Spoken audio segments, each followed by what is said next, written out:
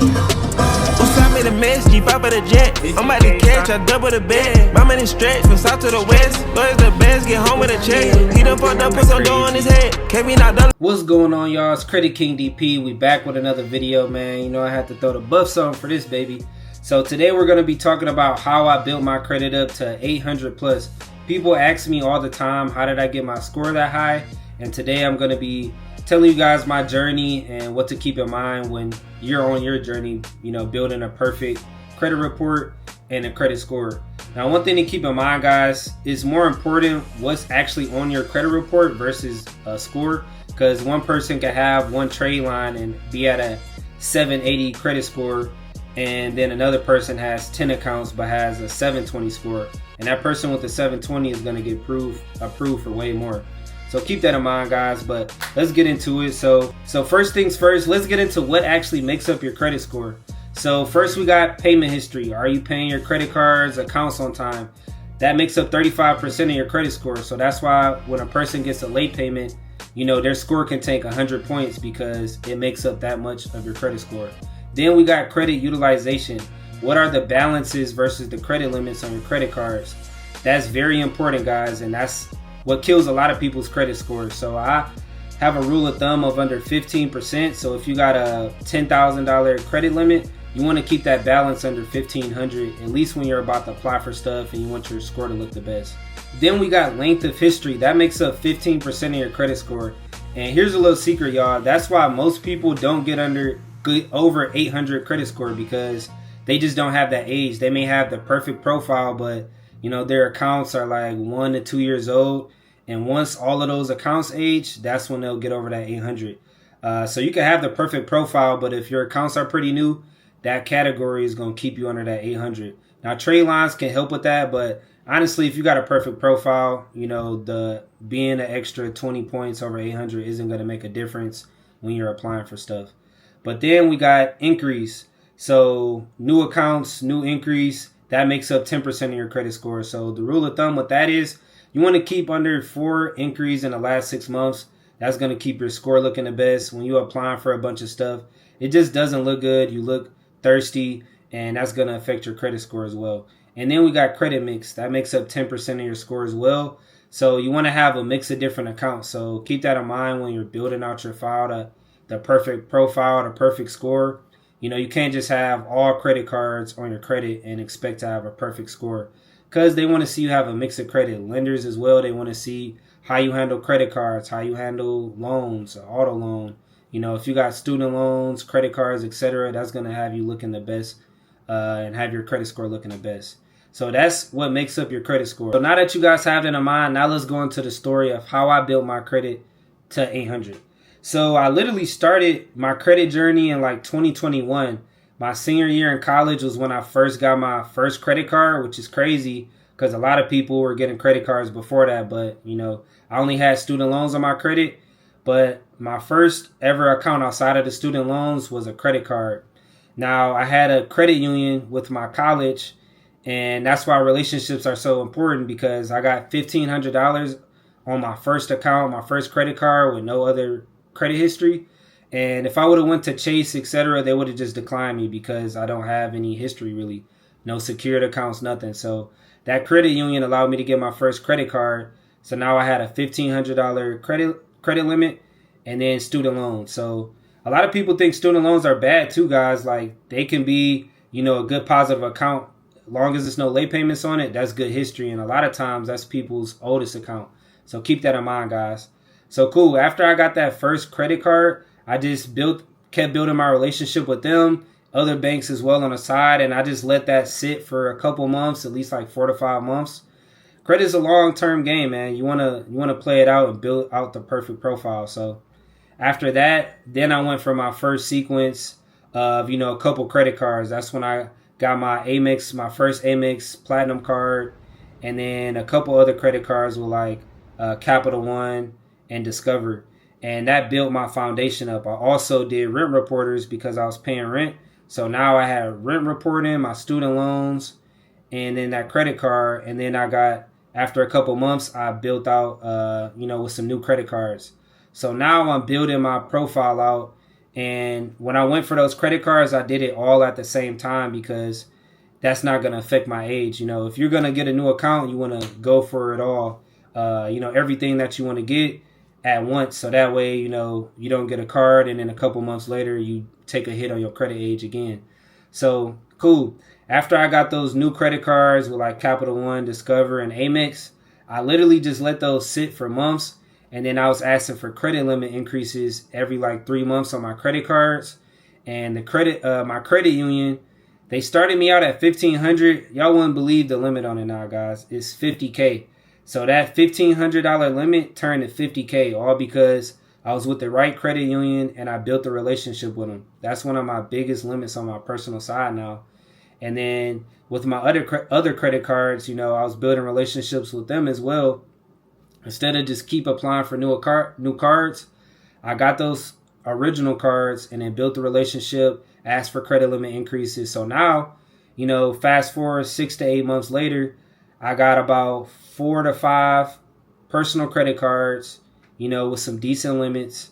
I got my rent reporting and then student loans. So now I got a bit of mix of credit. All of my credit cards are aged. And now I'm building out the perfect profile. And then I had my grandmother and my mom add me as an authorized user on their credit cards. So now that added to my age and my, available credit. So now my score at that time was probably like a 740, 750 because I didn't have really any big balances on the credit cards as well. So that alone, I'm already setting myself up to have the perfect profile. Now from there is literally just a waiting game, not adding a bunch of extra inquiries. Now I'm in a perfect position. So then from there, once I let those original credit cards sit for like 6+ months, that's when I just stayed on the business side. I got my first American Express business card, and then I got a GM business credit card for like $20K, all just because I was patient and letting those new accounts sit and building those relationships and increasing my limits. And yeah, guys, after I built that foundation, I stayed on the business side for like a year and a half, where if I wanted a new credit card, I was only applying for business credit cards because they wouldn't report to my personal credit and I'm not affecting my average age. So once that built up my age, that's when I was in the ball game. So if I were you guys starting from scratch or just in the middle of your credit journey, I would say focus on what's actually on your credit report instead of the score. Don't get obsessed with your credit score because that's how you mess up. You want to build out the perfect foundation because at the end of the day, guys, the main goal is getting all the benefits from credit. It's not about just showing off your fancy credit score. It's about having a solid report and being able to travel for free, get access to 100K plus and 0% funding, and be able to change your life with this credit stuff, guys. So focus on what's actually on your report and not your credit score. Make sure you're not getting a bunch of brand new accounts, every 2-3 months, because that's going to kill your credit score and your approvals as well. Build out the perfect profile and have some patience. And then when you want to go for funding, once you got a solid foundation, keep it on the business side. And then, after a while, once you're doing your thing, that's when you could go back on the personal side. So me personally, I built out my profile the first year of my credit. After like a year, I was starting to get business credit cards. And then probably like 2 years after that, that's when I went back to the personal side. I got me a Built credit card because they're only on the personal side. Then I got the Chase Sapphire because I always wanted that card. But it took patience to go back to the personal side. Like I always wanted the Built card, but I didn't want to ruin my average age or just my approvals on the business side. So super, super important, guys, having patience and doing it the right way, because if I was rushing it and didn't know what I was doing, I could have messed up and, instead of going to my credit union, I could have went to, Capital One and got a $300 secured card as my first account.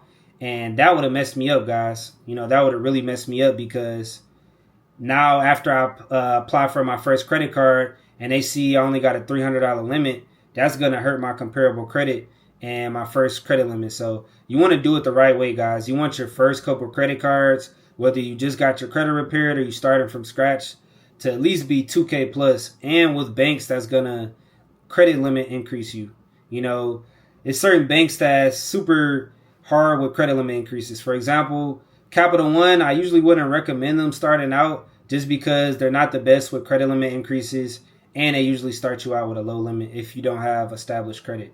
So keep that in mind, guys. I also did a video where I went over my top personal credit cards, so you guys can take a look at that if you want to know which credit cards you should get when you're going for that sequence. Because to have an 800 credit score, you want to have some good credit cards as well. Like, you can't just have a couple $1,000 limits and expect with like tier 2 or tier 3 banks and expect to have an 800 credit. Even though you got age, even though you got perfect payment history, it still doesn't look the best, especially when you're applying for funding.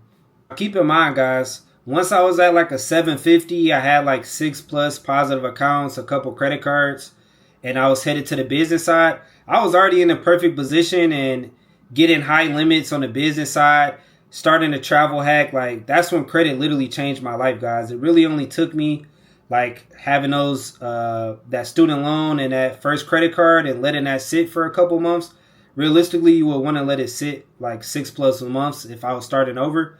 That was literally the foundation, guys, to changing my life. And that's when I became obsessed with credit, start studying the travel hacks, the business funding, the business credit. And that's when my life took off, guys, all because I had patience and I built my credit out the right way. And yeah, man, now we here. So literally I was at like a 750, like my first year in credit of building it. And I was already getting the approvals I wanted and starting to, really maximize on the benefits of credit. The only thing that took me to the 800, guys, was just letting those accounts age over the years. So probably about 2 years later, I finally hit the 800 credit score. And that's because I wasn't getting a bunch of new accounts on my personal credit. I was literally doing all the travel hacks with the sign-up bonuses on the business cards. If I wanted 0% credit cards, balance transfers, it was all on the business side, because I knew with that average age just going up and going up, my score was going to hit the 800. So quick extra little tips if you want to build up to an 800 credit score. One is stop closing those old credit card accounts just because you don't use them. You may even want to swipe it every now and then so they don't close it due to inactivity, guys. That way you're keeping your average age and it's just building age and age and age. Now, if it's like a brand new account, they give you a low limit, that's different. But a lot of people, they say, oh, I'm about to close this credit card because, I don't use it or I just don't like it. That's cool. Don't use it, but keep it open because that's helping your credit score. Another thing, if you have a friend or family member with a, old credit card they can add you on, why not get added to it so that way it's adding to your average age and it's just going to help your score. It's not a make or break for like funding and stuff, but it'll definitely help your credit score in the long run. And lastly, you want to keep track of your credit along the way. A lot of people don't even check their credit reports. So what I would recommend is Experian. They show your FICO score. You can look through your reports, your report. And then if you want to have your all three bureaus, I personally will use My Score IQ. They show your FICO reports side by side because you want to make sure nothing random is popping up on your credit. Everything is accurate, because if it's not accurate, you need to jump on it and, dispute any inaccurate information, etc. So I'll drop the link in the comments for like My Score IQ. That way you guys can check your FICO reports in depth, all three. Hey guys, I hope you got some value from this video, just explaining my story on how I built my credit. And I know you guys can get frustrated, but honestly, it's literally not that hard as you think. You just got to have patience. Like, you want to protect your credit with your life, guys, because it's life-changing. If you can have the patience and you build it out the right way, you could talk to a professional. I do free credit consultations. Guys, if you build out your credit the right way, you could travel for free, get 6 figures of funding. You never know when you're going to need that capital. You always want to be fundable. Like, literally, once I got my credit in shape and built out the right way, I 10x my life because I had that capital to invest in myself. And that's how I got the connections and, the networks. Because, even with the travel hacking side, if you get in these credit cards, hitting the sign-up bonuses, you could get free first-class flights. You never know who you're going to be sitting next to on those flights. I've literally met, millionaires that I'm sitting next to that paid thousands of dollars for a flight when I paid nothing. I just use credit card points. So it literally can open so many doors, guys. So definitely take your credit serious and protect it with your life. But yeah, man, if you got some value from this video, subscribe, because I'm going to be dropping some game every single week, every single month, man. So stay tuned, guys. Watch my other videos if you want to soak up the credit game. Let's go, man. Credit King DP.